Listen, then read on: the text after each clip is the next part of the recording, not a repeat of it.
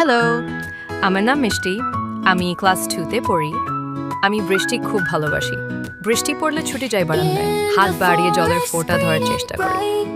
কিন্তু মা বলে বৃষ্টি ভেসলে ঠান্ডা লাগবে, অসুখ করবে। আমি মনে মনে ভাবি, বৃষ্টির মতো সুন্দর কিছুতে অসুখ হতে পারে নাকি? একদিন স্কুল থেকে ফিরছিলাম, হঠাৎ আকাশ কালো হয়ে গেল। ঠান্ডা বাতাস, বিদ্যুৎ, তারপর টুপটাপ বৃষ্টি।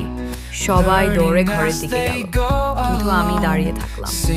বৃষ্টি পড়ছে, আমি ভাবছি একটু ভিজি কি হবে। ভিজতে ভিজতে বাড়ি ফিরলাম, খুব মজা করলাম। কিন্তু রাতে কি হলো জানো? আমার গলা ব্যথা, জ্বর এসে গেল। মা মাথায় পানি দিয়ে বলল, দেখলে আমি আগেই বলেছিলাম। তখন বুঝলাম মা যা বলে সব মিথ্যে নয়। কখন মজা করতে হয়, কখন সাবধান থাকতে হয় সেটা বুঝতে হবে। এখনো আমি বৃষ্টি ভালোবাসি, কিন্তু বাইরে ভিজি না। জানলার পাশে বসে দেখি, গান গাই, মজাও হয়, অসুখও হয় না। এই গল্প থেকে শিখি, মজা করতে হবে ঠিকই, কিন্তু নিজের ভালো মন্দ বুঝে চলতে হবে।